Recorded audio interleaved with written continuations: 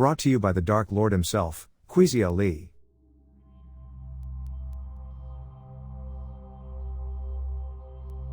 Atlantis isn't just a lost city story. Atlantis is a question about what humanity might have been before the reset. Our research opens with that same provocation. The core claim is simple: the timeline feels incomplete, and the survivors of an ice age catastrophe may have carried knowledge into the world that came after. This script is the next chapter in our Atlantis arc, but it also stands on its own. I'm pulling the best ideas from our survivors' research and from our deep dive episode studies, then welding it into one cinematic spine you can build scenes from. We're not repeating our first 3 videos. We're using them like satellites, quick references that orbit this story, while this story stays focused on Atlantis itself and the people who may have carried its fire forward. Mainstream archaeology does not accept Atlantis as a historical civilization, and it does not accept the lost ice age mother culture idea as proven. Major academic organizations have criticized popular media for presenting speculation in ways that can mislead viewers, and that critique matters. But you and I aren't claiming certainty. We're building a theory map where the evidence is real, the interpretations are debated, and the patterns are too loud to ignore. So here's the promise of this video. We're going to trace Atlantis through the only 3 places it can still speak: Plato's text, Earth's geology, and humanity's shared memory and myth. Then we're going to follow the survivors. Not as magic beings, but as traumatized refugees showing up in new lands with old knowledge, trying to reboot civilization before the world forgets again. Plato's Atlantis comes to us through Timaeus and Critias.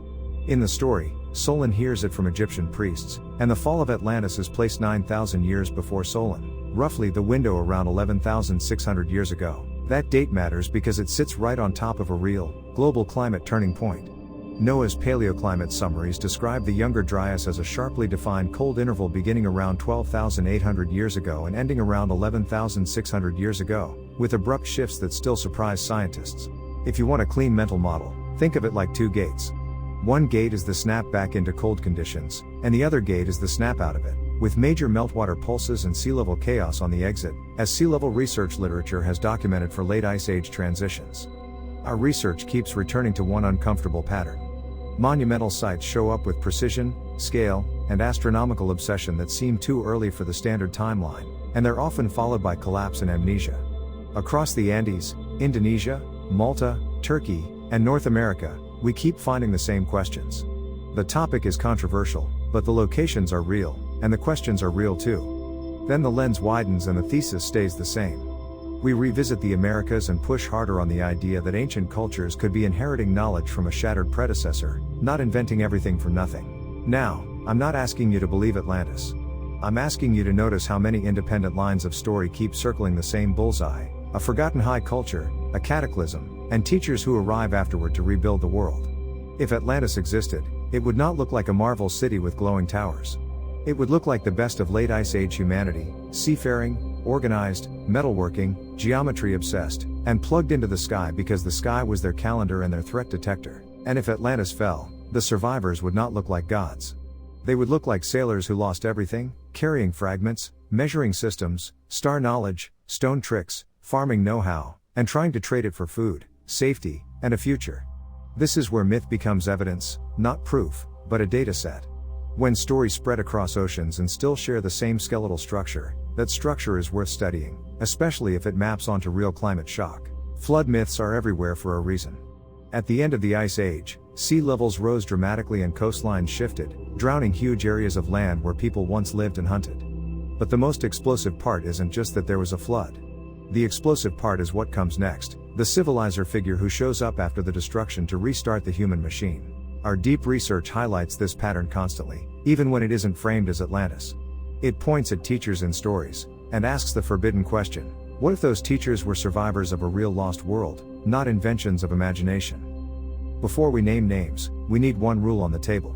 Descriptions like white, pale, or bearded are messy because many surviving texts were recorded or filtered through later cultures, sometimes long after the original story began. So we won't treat those traits like a smoking gun.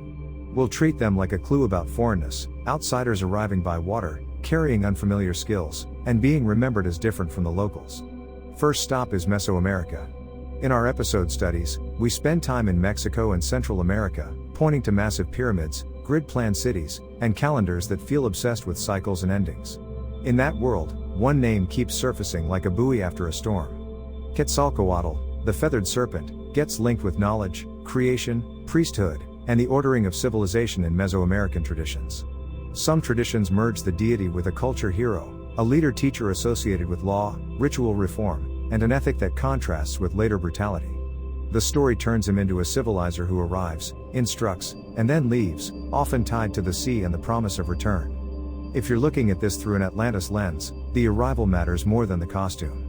A displaced seafaring elite would arrive as strangers, and their knowledge would look like magic to traumatized survivors scraping by after catastrophe. What do you teach first in a broken world? You teach agriculture, because food is the first technology. You teach calendars, because timing is survival. You teach ethics, because a starving tribe will cannibalize itself without rules.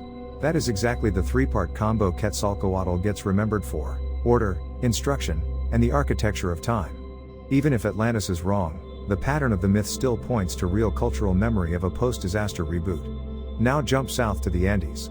Our camera loves Peru and Bolivia because the stonework there looks like it was built to survive earthquakes, time, and invasion. And in the myth layer, you get Viracocha. High in the Andes, a similar figure emerges after a great deluge, Viracocha. He's remembered as a creator and civilizer, and in many accounts he appears after destruction and then departs across the water. What hits hard is the motif of movement. Viracocha isn't trapped in one city like a local god, he travels, teaches, and leaves, like someone with an agenda and a deadline. If we imagine real survivors, that movement makes perfect sense. You don't stay in one place when resources are scarce and your knowledge is your only bargaining chip. You spread it where it can keep you alive and keep the memory alive. And the Andes are a perfect refuge zone. High altitude is safe from sea level chaos, safe from tsunamis, and close to fresh water sources that don't depend on coastal knowing. So when you see highland megaliths paired with flood and teacher myths, it feels less like fantasy. It feels like a map drawn in story instead of ink. It feels like someone survived and refused to let the old world die in silence. Now move to Mesopotamia, where civilization shows up early and loud. Here the myth doesn't just say a teacher came, it says the teacher came from the sea. The name that gets repeated is Oannes, described in later summaries of Babylonian tradition as a civilizer figure associated with teaching humanity letters, arts, and practical skills. Then come the Apkallu, sage figures tied to early kingship and the preservation of wisdom in the first days after chaos. This is the part that feels like Atlantis with the mask ripped off. A sea-linked teacher arrives after catastrophe, information spreads, then the story hardens into divine language because the people who heard it had no other category for it. Think about what coastal refugees would actually do. They would move inland along rivers, because rivers are highways, food sources, and social magnets, and every river becomes a new chance to plant the old world into fresh soil. That is exactly where the earliest city systems grow, along major rivers.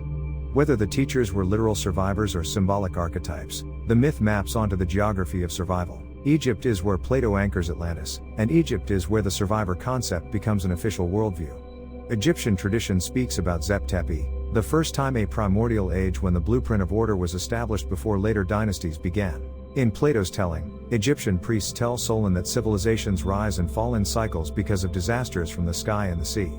Whether you take Plato literally or not, he is describing a civilization memory model, not a linear progress model. And Egypt has a signature that fits inheritance. The earliest dynasties appear with complex administration, geometry, and astronomy already in motion, like a machine that was restarted, not invented from zero. This is where Thoth enters the myth layer. Thoth is remembered as the keeper of writing, measurement, and cosmic order, the kind of figure you would mythologize if your ancestors were taught by a small class of literate specialists after collapse. If survivors arrived on the Nile, they would have found a river that never stops. Even when the world is unstable, a predictable river becomes the perfect place to reboot farming, calendars, taxation, and architecture. So Egypt becomes a library. Not because everything started there, but because it was stable enough to preserve whatever the flood refused to destroy. Now jump east to India, where the flood story becomes a legal and civilizational origin. Manu is remembered as the survivor of a world-cleansing flood, and as a lawgiver whose rules shape social order after destruction. Even if you don't treat the story as literal, the structure is the same again. Catastrophe, survival, then a figure who rebuilds civilization by teaching timekeeping, ritual order, and the rules that keep communities from collapsing into violence. And when you stack that next to Mesopotamia's sages and Mesoamerica's teachers, the repetition becomes the point. We're not looking at one myth, we're looking at a global archetype repeating like a drumbeat. That archetype is the seven sages motif. Different cultures change the names, but keep the idea: a small group of wise carriers showing up after a disaster to restart knowledge in a traumatized world. If Atlantis was real, this motif is exactly what we would expect. Only a tiny fraction of people would survive, and an even smaller fraction would carry technical knowledge, so the teachers would be few, memorable, and mythologized fast. This also explains why knowledge can appear suddenly and then degrade. A society can inherit a technique without inheriting the entire educational system that created it, so the technique becomes ritual, then symbol, then legend. Now let's talk about the footprints on the ground, because myth without ground is just poetry. Our research keeps dragging us back to stone, because stone is the only witness that doesn't forget. In Peru, we point to early monumental complexes and ask how organized labor, planning, and astronomy show up so early. We treat those sites like survivors left a starter kit, and later cultures built on the template. In Bolivia, we stare at megalithic blocks that look like they were cut with an arrogance toward stone. Whether the dates are debated or not, the question is still fair: how did ancient builders achieve such tight fits and consistent geometry with simple tools? In Indonesia, we argue that a site like Gunung Padang could be far older than the surface layers suggest, implying deep construction phases. Archaeologists dispute that interpretation, but the debate itself is a reminder that the ground can hold multiple histories stacked like pages. In Malta, the focus shifts to temples and the hypogeum, where sound, enclosure, and ritual engineering feel like a design system. The episode leans into the idea that ancient people understood resonance and used it intentionally, like a technology wrapped in religion. And in Turkey, we return to deep underground cities and ask the same question you and I asked. Who builds multi-level refuge systems unless they expect a threat bigger than normal war, a threat that can scorch the surface and flood the coasts? We also visit North America and force ourselves to look at the land like a canvas. Earthworks, mounds, and geoglyphs don't just happen by accident. They require mapping, surveying, and the ability to coordinate thousands of people toward a single invisible idea. When we talk about Ohio, that's the same tension. The shapes are too intentional to dismiss, and the alignments tempt you into the thought that somebody was tracking the sky very carefully for a very long time. Our argument is not that every earthwork is Atlantis. Our argument is that the human past is deeper, and the primitive label is often just a confession of our own ignorance. That's the bridge into Atlantis. If a maritime civilization existed in the late Ice Age, it would have seeded coastal hubs, traded knowledge, and influenced inland societies through rivers and exchange, then vanished when the sea rose and the climate snapped. And sea level rise is not a metaphor. Late Ice Age research describes major pulses of meltwater and rapid rises during key intervals, which means a coastal society could be erased and scattered in a geologic blink. When people say, "Where's the evidence?" that's one answer. A coastal civilization from the Ice Age would now be underwater, buried under sediment, or destroyed by wave energy, leaving only scattered inland fragments and the stories that survived in humans. In our earlier Atlantis episode, we mapped Plato's description onto the reshot structure as a candidate location for the capital. I'm not re-arguing that case here, I'm using it as the stage. If Atlantis was real, something like that hub would have produced survivors and colonists. Now we have to return to the clock. The Younger Dryas is the best candidate window for a global trauma that could hard reset human progress, because it is abrupt, global in reach, and tied to rapid environmental shifts. The cause is still debated. Some researchers argue for an extraterrestrial trigger for the Younger Dryas onset, while others reject that impact hypothesis and prefer earthbound explanations, and the argument is still alive in the scientific literature. What matters for our Atlantis story is not winning that fight. What matters is acknowledging the reality of abrupt change, because abrupt change is the only kind of change that can turn a flourishing network into a legend in a single lifetime. If you want the cinematic version, imagine the first shock like this. The sky changes color, the air fills with dust, wildfires rage, harvests fail, and the ocean system destabilizes, pushing regions into cold and chaos. Then the second shock hits on the way out. The cold breaks suddenly, ice collapses, sea levels surge, coastlines drown, and any civilization anchored to harbors and shorelines gets erased like chalk in rain. Now the survivors. If Atlantis had an empire of outposts, the most likely survivors would not come from the capital. They would come from the edges, smaller ports, inland colonies, mountain refuges, and the people already living far from sea level zero. Those survivors would carry what every collapse preserves: practical knowledge. How to plant, how to build, how to measure, how to navigate, how to organize people, and how to read the sky so you never get blindsided again. When those survivors reached new lands, they would collide with local populations who also survived the catastrophe. And that collision would create the most important story on Earth, the moment the old world meets the new world, and the reboot begins. This is why civilizer myths feel like biographies. They aren't just gods made up, they read like historical memories polished by generations who didn't have writing yet. And once writing arrives, it doesn't solve the problem. Writing freezes the myth in a later form, which means the earliest version, the closest version to the original trauma, can still be lost forever. So we treat these stories like signals through noise. We don't worship them, we decode them, and we watch where the signal repeats across unrelated cultures. Quetzalcoatl carries the signal in Mesoamerica. A bringer of knowledge arrives, reforms order, teaches the architecture of time, and then leaves toward the horizon, which is exactly what a seaborne refugee legend would become. Viracocha carries the signal in the Andes. A civilizer appears after deluge, travels through devastated lands, teaches, then departs across the water, leaving behind stone cities that look like they were built to outlast the world. Atlantis carries the signal in Mesopotamia. A figure from the sea teaches the people the arts of civilization, and the earliest sages become a small, numbered set whose job is knowledge preservation after catastrophe. Egypt carries the signal with a different language. Zep Tepi implies a prior age of establishment, and the story of knowledge keepers like Thoth reflects a culture that sees civilization as something restored, not something born from nothing. India carries the signal through Manu. A flood survivor becomes a lawgiver, which is exactly what happens when the post-catastrophe world needs rules more than it needs poetry. And across all of them, you see the same emotional logic. The teacher is remembered as morally higher, because the teacher represents the opposite of collapse, order instead of chaos, generosity instead of panic, and memory instead of amnesia. This is why so many of these figures are linked to ethics. In a post-disaster world, ethics is a survival technology, because trust is the only thing that keeps a hungry community from turning into a pack. Now connect that back to Atlantis. If Atlantis fell because of arrogance, power, or misuse of technology, whether literal or symbolic, then the survivors would carry a warning along with their knowledge.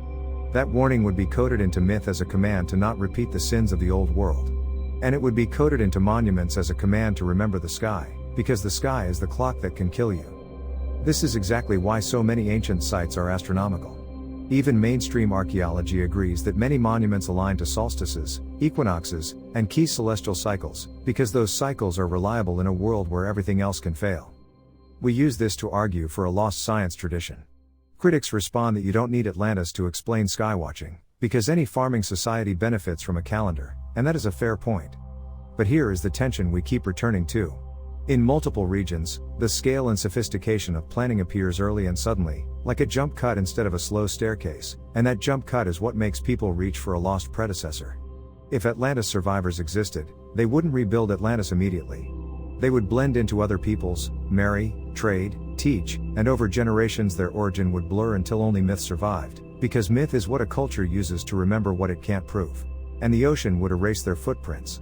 The very coastlines where the strongest evidence might have existed are now underwater, and underwater archaeology is still a thin flashlight in a deep, dark room. That doesn't mean anything you find underwater is Atlantis. It means the absence of coastal ruins is not a clean argument against the idea of a coastal civilization during a time of rising seas. So the real question becomes, what kind of evidence would actually move the needle?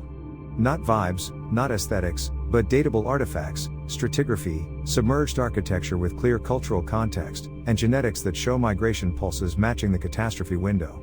And this is where our research is useful even for skeptics. It pulls more eyes toward forgotten places, which can increase funding, increase surveys, and force real research to answer real public curiosity, even if the conclusions remain debated. Now let's bring it home with a single, focused Atlantis thought experiment. If you were an Atlantean navigator at the end of the Ice Age, and your world began collapsing, where would you go? You would go to fresh water. You would go to rivers that feed plains. You would go to high ground that can't be swallowed. You would go to caves and underground systems when the surface becomes unlivable. And you would teach. Not because you're a saint, but because teaching creates allies. And allies create food, shelter, and continuity. So Atlantis doesn't have to be one place. Atlantis could be the name we give to a network that left fingerprints in multiple regions, then got shattered by climate violence and sea level rise. This is why the story survives in so many forms. Greece holds the political allegory form, Egypt holds the cyclical catastrophe form, the Americas hold the teacher from the sea form, and Mesopotamia holds the sage after the flood form. Different masks. Same skeleton. And that skeleton fits the psychological reality of catastrophe. People do not forget the end of their world, and they do not forget the strangers who helped them rebuild it. They retell it until it becomes sacred. They encode it into gods because gods can't die, and that's how you keep a memory alive when the last survivor is long gone. So was Quetzalcoatl from Atlantis. We cannot prove that, and anyone who tells you they can is selling certainty they don't have. But can Quetzalcoatl be interpreted as a cultural memory of civilizers arriving after an ice age catastrophe? Yes, and that interpretation becomes stronger when you see similar figures repeating globally in the same post-flood role. Was Viracocha from Atlantis? Same answer. No proof, but the pattern is loud enough to write a sequel around, especially when the stones of the Andes look like they were built by people who refuse to forget engineering. Were the Apkallu Atlanteans? Again, no proof. But the sea teacher motif and the numbered sages motif fit the survivor model like a glove. And the best part is this. Even if Atlantis is ultimately a myth, the investigation still makes you smarter, because it forces you to look at human history as a dynamic system vulnerable to collapse. That's the real weapon of this story. Civilization is not guaranteed, and the past is not as simple as a straight line from caves to smartphones. We live on a planet that can change fast.